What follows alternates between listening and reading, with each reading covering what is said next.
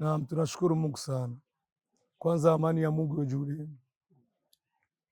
Maandalizi tunayosi hapa msikitini kwa kufuatisha amri ya Mwenyezi Mungu na Mtume Muhammad sallallahu alaihi wasallam.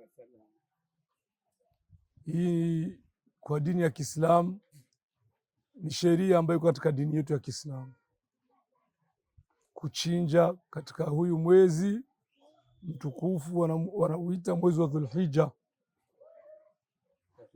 Kwa Kiarabu ni mwezi wa Dhulhijja.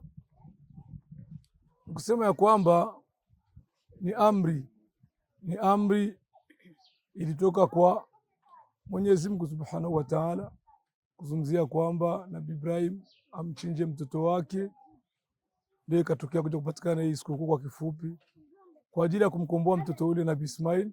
Mungu akamletea ndama, kondoo, chini ya amri kwamba chinja hii kama kumkombole mtu. Ni kwamba kuanzia hapo sisi tulifuatisha hiyo amri ya Mungu kupitia zama na zama mpaka leo. Kama unavyojua, ni siku kwamba tulitayarisha vichinjwa, na vichinjwa hizi ni kwa sababu ni mpango maalum ulipangwa na wazee wa msikiti hao mnavyowaona.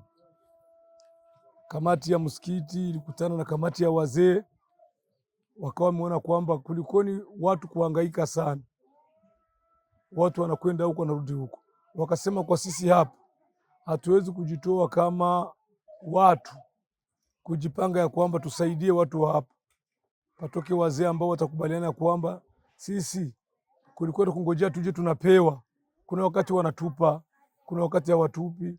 Tukajifunza namna gani tunaweza kufanya kitu kama vile shirika la msikiti, lakini si shirika rasmi, ni watu wajitoa kusimamia. Basi watu wachangie kwa siku 1000. Ule anayeona kama atakuwezwa kuchangia kwa siku 1000, tukachukua hivyo, tukapima, tukaonekana kwamba watu wanakubaliana kwamba tutachangia 1000 ili na sisi siku ya sikukuu hii tusihangaiki. Kwa hiyo ndio watu sasa wakawa wanachangia 1000 kwa siku, kumusi gihumbi mpaka mwaka mzima, siku 360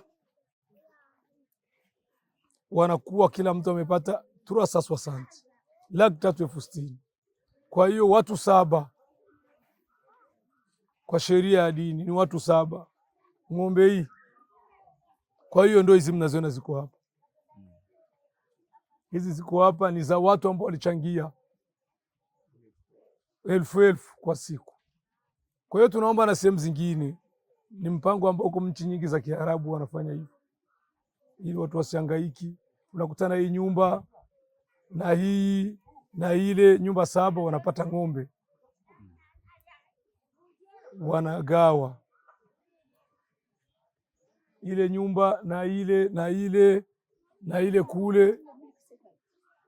Iwe ni wazee tena vile vile walijitolea, kwa sababu ni pesa wanakuwa wanakusanya kwa muda mrefu na zinakuwa zipo, kwa sababu ng'ombe sana sana zinapanda wakati wa masikukuu.